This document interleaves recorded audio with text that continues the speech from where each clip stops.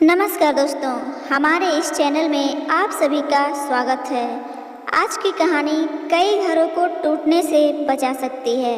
तो सुनते हैं। भारती जी जब रोटी बना रही थीं कि तभी किसी ने दरवाजे की बेल बजाई।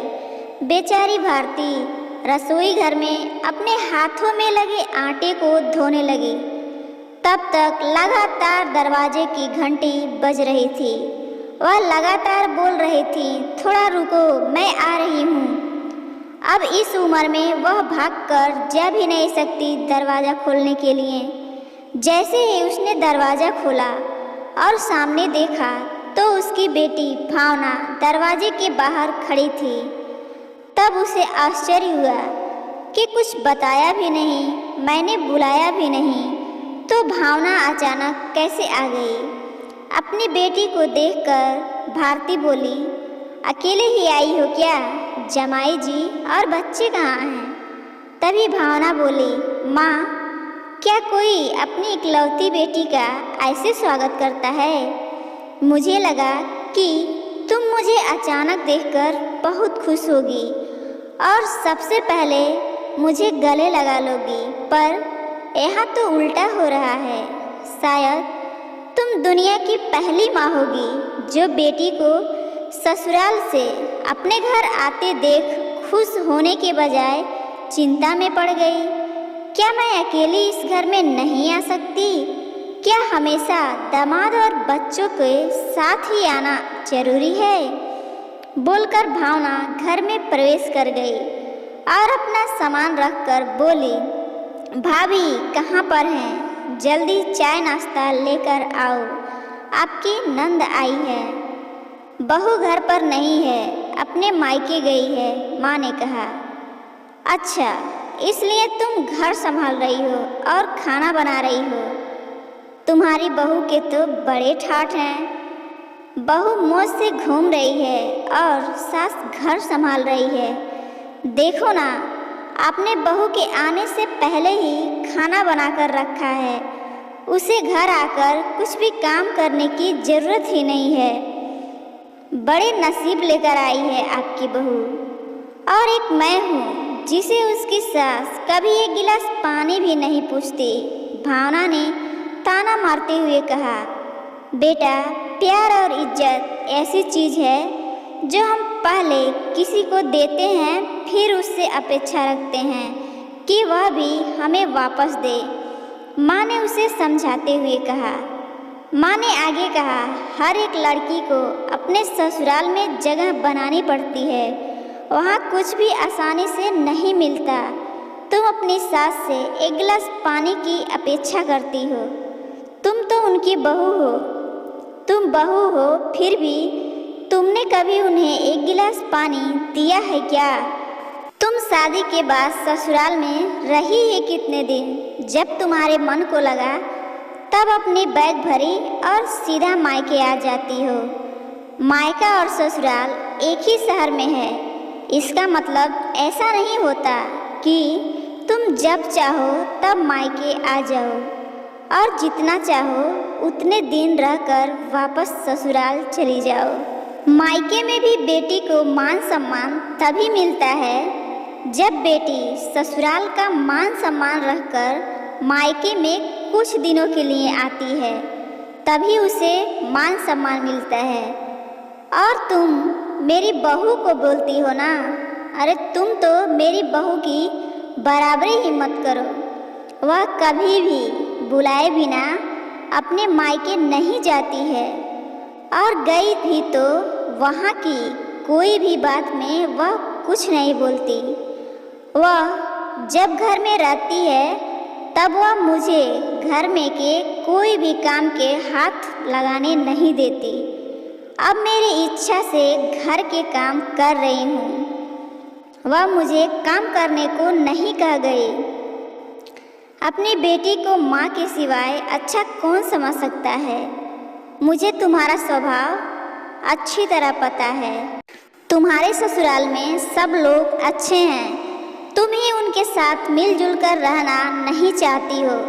ससुराल तो ससुराल होता है और मायका तो मायका होता है।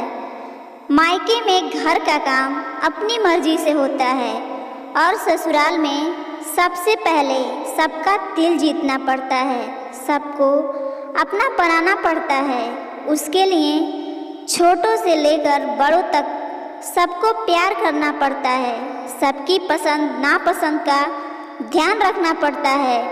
तभी सब लोग घर में आई नई बहू को स्वीकार करते हैं, उसे अपना मानते हैं। तुम जिम्मेदारी लेने के लिए तैयार ही नहीं हो, इसलिए तो रोज रोज मायके चली आती हो, यहाँ आकर भी वही करती हो।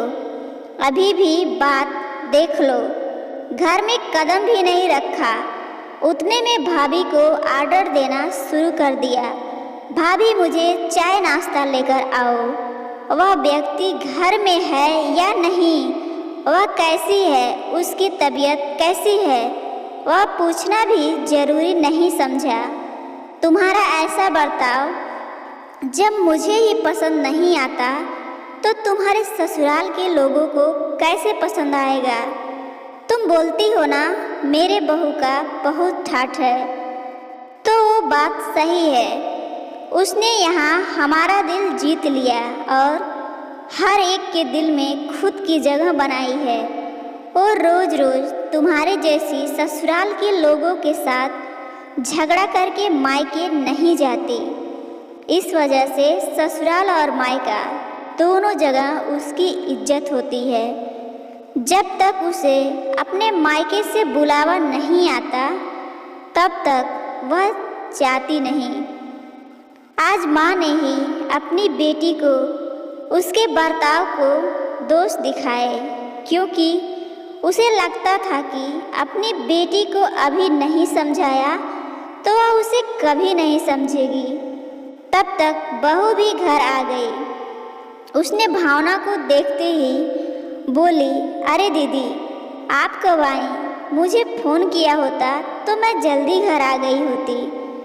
इस पर भावना बोली, नहीं नहीं भाभी, मैं वापस जा रही हूँ। अभी ही मेरी सास का फ़ोन आया था, उनके सीने में दर्द हो रहा है, मुझे जल्दी वापस जाना है। यह बोलकर भावना अपना सामान लेकर चली गई।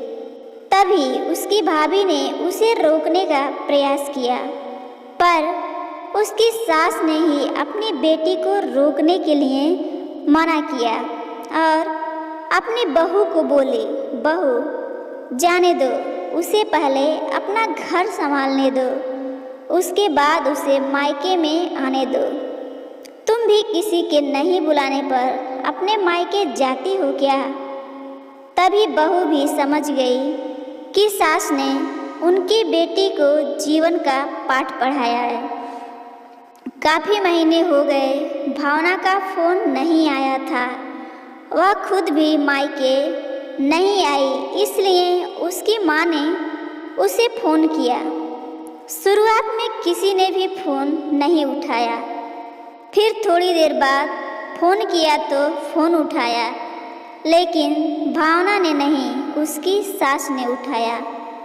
तभी उन्होंने उनकी तबीयत का पूछा, फिर दोनों की बातें शुरू हुई। बीच में ही भावना की सास ने उसकी माँ को धन्यवाद किया। तब अचानक उनके ऐसे बोलने पर उनको कुछ समझ नहीं आया, इसलिए भारती जी ने वापस पूछा, आप और किसी से बात कर रही हो क्या? भावना की सास बोली, नहीं तो फिर आप धन्यवाद किसको बोल रही थी? भारती जी पूछी। आपकी बेटी भावना बहुत समझदारी से बर्ताव कर रही है, सभी को अपना बनाने की कोशिश कर रही है। घर में बहुत आनंद का वातावरण बना है, कोई भी झगड़ा नहीं, जैसे स्वर्ग ही बन गया हो मेरा घर। इसलिए मैं आपको धन्यवाद बोल रही हूँ। आपकी बेटी के अच्छे बर्ताव से यह दिन हमें देखने को मिला, हम बहुत धन्य हो गए। पहले हमें उसकी तरफ से कोई भी अपेक्षा नहीं थी, पर आपने उसे समझाकर भेजा और उसके स्वभाव में बदलाव आया। आज उसी भावना को मायके जाना तो दूर की बात, फ़ोन पर बोलने के लिए भी उसके पास वक्त नहीं है। वह अपने गृहस्थी में व्यस्त हो गई है। दोस्तों, सभी माताओं ने अगर अपनी बेटियों को ऐसा समझाया और उनको समझ आ गया तथा ससुराल पक्ष भी समझदारी से काम ले तो किसी भी घर में झगड़ा होगा ही नहीं और कोई भी घर टूटेगा भी नहीं। तो ये जानकारी कैसी लगी ज़रूर बताइए और लेटेस्ट अपडेट पाने के लिए चैनल को सब्सक्राइब भी कर लीजिएगा। धन्यवाद।